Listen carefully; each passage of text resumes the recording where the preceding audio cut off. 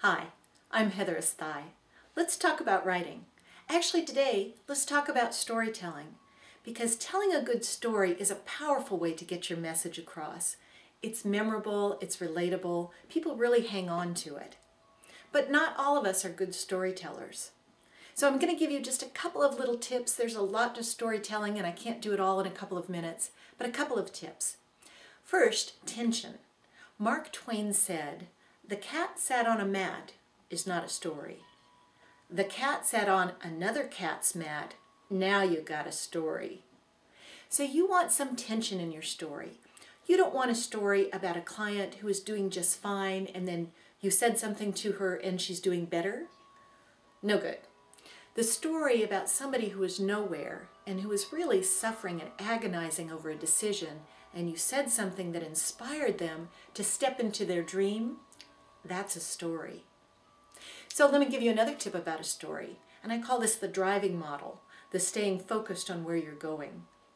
So I heard this story about a young woman who went into interview at this company, and it was a great interview, but she kept having the feeling, I shouldn't take this position. So she went home and she agonized over it. She loved the company. She needed a job. But when the recruiter called to offer her the position, she followed her gut.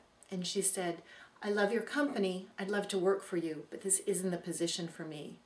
She hung up the phone and, what have I done? 2 days later, the recruiter called her and said, "You know, the perfect position has just come about." A great story about intuition, right? So let me tell you the story the way I first heard it.